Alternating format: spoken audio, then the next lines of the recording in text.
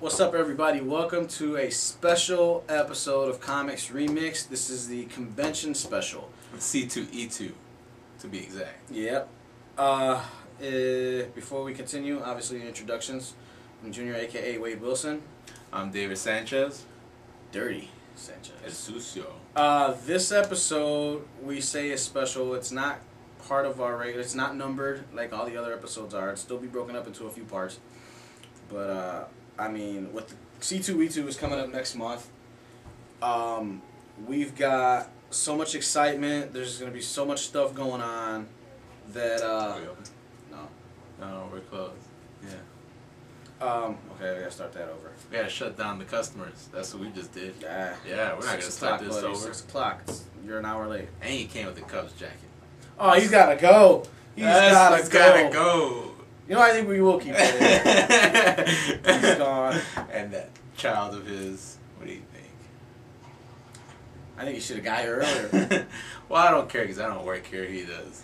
No, but in all honesty, we're closed. I can't do nothing. Yeah. The register shut down anyhow. So Shut it down. Hey, Is there sign on? Is that why they no, want it's that? not. Oh, okay. All right. So anywho, you want to start this over? Nah, let's keep rolling. All right, we'll keep We it shut rolling. that guy down. What if the guy was gonna come in here and spend like $1,000? That would suck. Oh, yeah. Well, he didn't look like I don't know. Like I said, I don't work here.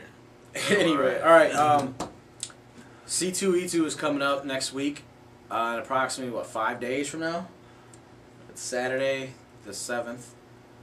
The retailer summit is on the 12th. It starts the 11th in the evening, continues on to the 12th, and the con is the 13th through the 15th. McCormick Place. Get your tickets now. They're still available at c2e2.com.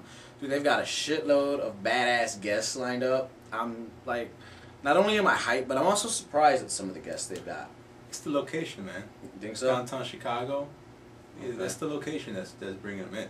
You think so? Yeah, man. 'Cause, I mean, Rosemont, it's right there by the airport. I mean, it'd be easy for the lazy fucks. Yeah, but where would you rather hang out? Downtown Chicago by the lake or Rosemont? Very true. I think the closest thing that's super entertaining that's around Rosemont is fucking medieval times. And Maybe if you and trek that's it still to some Gurnee. ways off. Yeah. Trek it to Gurnee, you go to Six Flags, but Yeah, Get it's still, that. that's way out the way. yeah. It's that Sopranos guy again. Yeah, he's looking for somebody. He's got a 40. But, Anyway, yeah. it's So the location that brings him in. well, if that's the case, then there's still some guys that need to they should sign up. Yeah, because when it comes down to, like, let's say Marvel's bringing a bunch of its employees down to downtown. Marvel's a person now. No, well, I'm saying, like, they bring in a bunch of people to downtown. Mhm. They get a group rate for all their hotels. course. So all these guys are getting a good rate to be in a great spot. All the bars, they're closer to a lot of the hipster and trendier areas. You know, everything's like a cab right away or a train right away. Yeah. So I would do it. Oh yeah. One of the things that really surprised me about this, with our years of experience, I myself have been going to big conventions since 2001. All right, I was 18 when I started going. I'll be 29 in like 4 days. So, it's to say that I haven't had some good experiences, and to say that I don't know what I'm talking about would be just toss that out the window. I mean.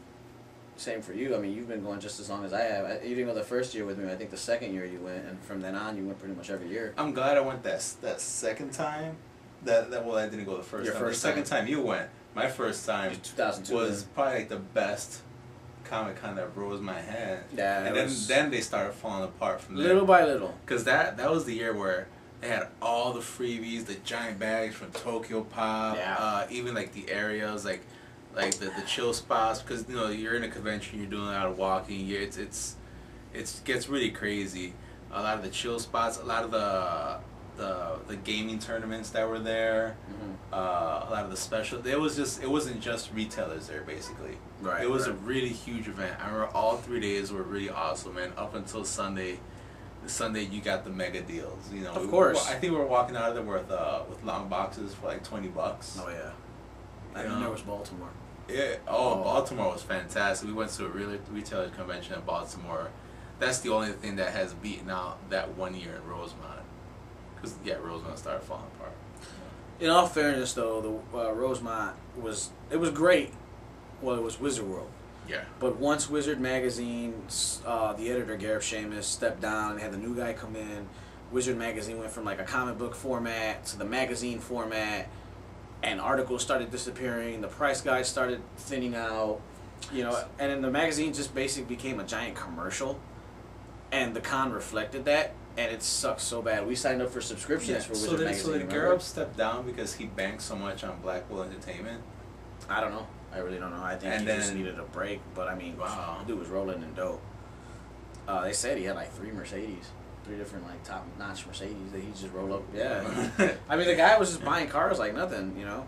Yeah, no, I get it. He had a good lifestyle and all that, but I think the point being when he stepped out of Wizard, the impact was felt. Oh hell yeah! When they tried it, Wizard was already very entertainment without having to blatantly say it was entertainment. Exactly. And a lot of the things that kept people taco burp into Wizard as subscribers, or as just that thing you had to pick up on Wednesday with your new books. Yeah. Was that Wizard sold out before some of the actual books. Yeah, it was that Wizard was always also great as a press resource. Mm-hmm. It just didn't have sections where it was goofing off, you know, and just doing things out of being funny. Right. But it had the breaking news. You know, it had the first still shots to come out. You know, and then it had other things like where it was very interactive in the sense that it would really invite fans' input. Oh yeah. But I mean that's the magazine. As far as the convention went, it was great every year. You had the big waves. You had Marvel, DC, Dark Horse, Image. You had top comic stars. I mean, Kevin Smith was there every year. McFarlane was there. I think that was the last good year we had. Was the year McFarlane was there. Because we got McFarlane to sign our stuff. Well, just the fact that he was there, you know, it was awesome. Yeah. But yeah, we did meet him. We went to the panel. That was when they relaunched. His panel was hilarious. Yeah, that was a good panel. That's when they relaunched, or not relaunched, but took a new direction of Spawn with, I believe, 185, 186, something like that. That guy really loves baseball. It's ton in his balls. Ton in his balls. Yeah, I mean, that was like probably the last good year we had at Wizard World. And, you know, it's down the crapper. Your convention loses its name. It's not even called Wizard World anymore. You can still go to wizardworld.com and it'll come up or whatever, but the convention got renamed to just Chicago Comic-Con. Yeah, and you probably log on as wizardworld.com maybe because they just bought the domain. Right. You know, they own those rights. You know, so there's that. But the thing that was the most obvious for me, and you as well, I know it was, you can't have a big comic convention. I mean, big as in it's advertised in the magazines. It's not some mom and pop hotel convention. Not that there's anything wrong with those. But it's not a comic convention per se when the comic companies themselves stop showing up. No Marvel, no DC, no Image, no Dark Horse. Dark Horse, come on. They're the smallest out of the 4 and they didn't even show up. Basically when you're losing the entertainment aspects of it. Half your showroom is based on autographs from like people from B and C movies, and you know, hey, you know what I did? I painted a wall that was on the set for a Star Trek episode that never aired. $40 for my autograph. Oh yeah, there was a lot of You know, like really, do I give a damn? Yeah. Yeah, that's what Rosemont became. But I had a whole aisle just for like tattoo artists. Yeah. That was weird. Well, C2E2 had that also, but it doesn't. It's not in your face like that. No, actually, it was probably more how the whole scene was. Could be. That was just the overall. Like you walk in there, and you felt bad. Like it was like a gloomy feeling. Yeah, there you go. That was a good way to put it. And then they're jacking the prices up. The ticket prices. They used to charge $25-$30 a day. You'd get a badge. That's insane, yeah. You know, now it's like $35-$40 a day, and you get a wristband that I can go to the nightclub and get. And you have C2E2 where it has the old Wizard World prices. Yeah. Like C2E2 now is what Wizard World was, except it's an improvement. Yeah. C2E2, this is their 3rd year doing this, and by far, I've gone the 2nd year.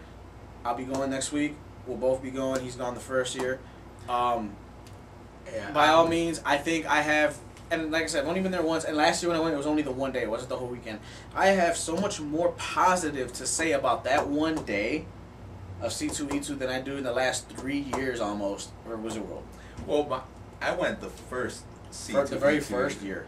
Yeah, and that was exciting, especially that Sunday when I actually walked out with free swag. Because that first year when it came out to Chicago, it wasn't retailer heavy. It was actually more artsy, which kind of puts it on the level of a San Diego con, where San Diego has that retailerishness, but it's also very much about the artistry and the craftiness. Oh, in San Diego? Yeah, that's how it, dude. They said it's Hollywood now. Anybody that, well, maybe now I guess, but any of the illustrators that I know that have gotten tables at the San Diego con, they say it's people go there a lot for the art. But that's how C2E2's first year was. I saw some really great stuff. I walked out with a lot of free swag. Not so much the years after that, only because it was already built up, and now everybody wanted to get their booth. Right. And now everybody. Which wanted I mean, to it's get their natural. It happens. Yeah. You know. Yeah. But you know, Wizard was one thing. I mean, we've got our stories that we'll share with you, and further down the line in this episode, probably part 2 or 3 or whatever. But as for now, well, like I said, we just want to give you a brief introduction, let you know that C2E2 next week. So we'll be doing with this episode, we'll be helping a lot of first timers out, because it's going to a convention for the first time is so exciting, but you kind of lose track and you kind of get dumbstruck. You know? Yes. So you kind of want to be prepared for these things. I mean, there's a lot of things you should do. Make sure everything that we're going to tell you is not something that we're trying to force down your throat, but we are only mentioning it due to experiences. So heed what we say. Exactly. Take it into account. Yeah. Take it into consideration. You know, these things will help you. I dare you to not follow any of these things and see if you have a great time. I dare you. But we'll be doing a bunch of do's and don'ts. We'll go into detail of that. We'll have a couple of our war stories from the cons. People who we think, you know, just stay away from them. Jeff Loeb. Virgil. He'll be at C2E2. Oh my God, he's there. Dude, you can't look in his direction. If you look at Virgil, like, automatically he assumes you're his buddy and you want a picture for $50. Hey, come here. Yeah. And dude, man. Okay, we got time for a quick story. Why not? The Virgil story. Now, for those of you who don't know Virgil, he's an ex-professional wrestler. Early 90s, worked for WWF. He was the $1 Million Man Ted DiBiase's valet. Over time, he himself became a active wrestler, but I mean, he never reached his full, I wouldn't even say potential. They just never pushed him. Who knows? He was a punching bag character. Yeah, maybe he could have. I think he only had one good run, and that was at SummerSlam when he turned on Ted DiBiase and Roddy Piper was in his corner. Other than that, when he left, he jumped ship to WCW. He became Vincent and joined the NWO, and he was basically their cheerleader. He never. So he reverted back. Yeah, he never really did anything, but he's at every convention. One year we were at Wizard World, and Mick Foley, Mankind, Dude Love, Cactus Jack, whatever you want to call him, he was there. Now, they happened to set these two guys up damn near next to each other. You can imagine Foley's line. We were in it. We were in it. No, you were in it. You were in it. You jumped in, because I got the picture with you in the headlock. Remember? Oh, yeah? Remember he put headlocks on us? Took the photo? Oh, that's right. I didn't pay for it. Yeah, you did. No, I didn't. Yeah, you did. No, I didn't. I don't have the picture. I got the picture. I didn't pay for it. Oh, well, I got the photo. Yeah. Signed my Cactus Jack shirt. I didn't want to be there. I was a bunch of stuff. I was just there to hang out with you in line, because that was a freaking long line. But it was cool. It was a long line. Virgil, okay, Mick Foley is where you're at. I'm standing in line. I'm staring at Mick Foley, so I'm staring at you. Virgil would be like right off to the side, like on David's right hand side, and he was just getting people to, you know, he had his 8x10s, and he's just like, hey man, you want a picture? You want a picture? Anybody he made eye contact with, you were doomed. You know, you were getting harassed by Virgil. And then he'd ask you those questions and make you feel... that antisocial nerd. Yeah, seriously. You probably wet yourself. Who bites into it out of like just sheer nervousness. You know, and he's sitting there, and it was like, don't look Virgil in the eyes, because he'll suck you in. And the funny thing that I noticed was on the corner of his table, he had one of them little old school TVs with the VCR, like not even a 13-inch. Man, that thing was like an 8-inch TV, like a really small monitor. The one that was with the VCR. Yeah, he was replaying his highlights. Yeah. There was a match on there, where he was fighting Shawn Michaels, and just as Shawn Michaels super kicked him and went for the pin, the tracking messed up on the tape. You see the snow come off, and then the next match start. You didn't see Virgil lose, but you know he did. You know? Anyway, that's the type of guy Virgil is. Not to say that he's not a nice guy. It's just creepy. Yeah. And he tries to push himself on you. So that's what it is, the pushy. You know what? That could be a don't. Don't stare Virgil in the eyes, because he will be a C2E2. He will be there. Do not stare him in the eyes. You will regret it.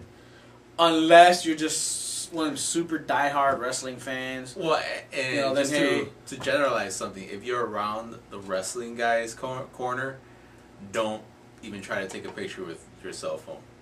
Man, you will get hounded. They'll chase your ass They'll down. chase you, man. Virgil chased somebody down in his basketball shorts. I didn't know he had a long ponytail until he was running after somebody. And then you see his little... The thing just was like swishing. It was weird. It was ugly. It was just funny. Like, did you take my picture?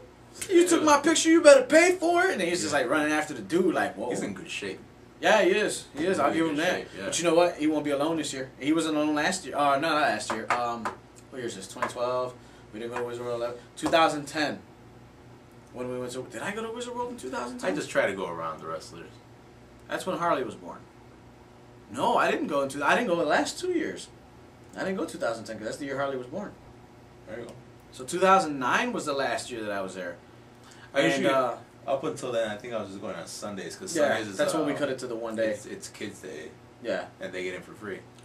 He was sitting there like with... costume contests. Who knows? I might have been there too. I don't know. I got a crappy memory.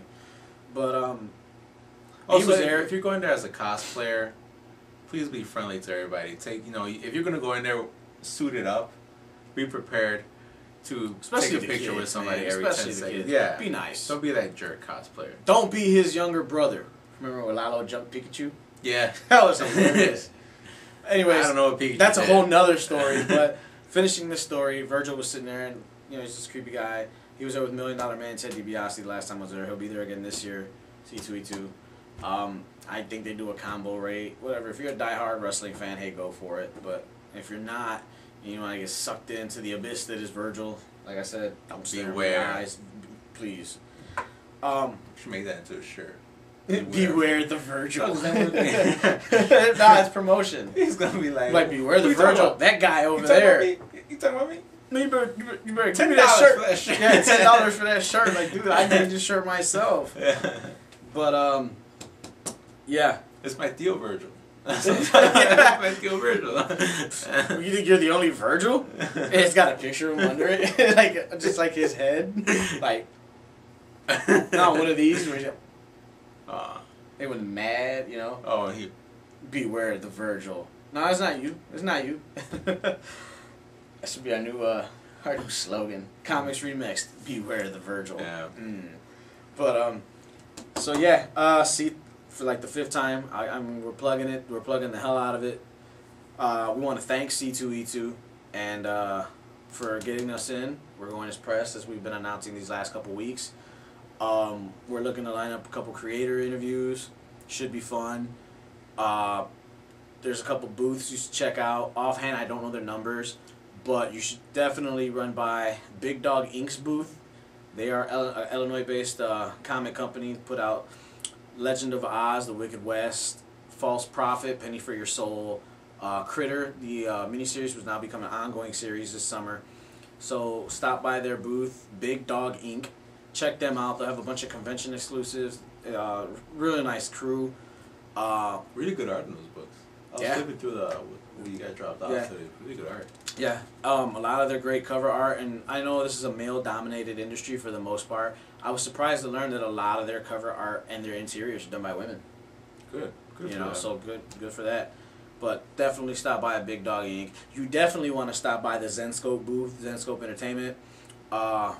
Creators of Grim Fairy Tales, Alice in Wonderland stuff. They're gonna have tons of stuff. How are they doing so far? Last time I checked, they were like a little bit more than halfway on what they're almost there. For those of you who've been following, or for those who don't know, Grim Fairy Tales, Zenscope Entertainment can be found on Kickstarter. They're taking contributions to help bring Grim Fairy Tales to an animated format, and the more you contribute, the more goodies you get.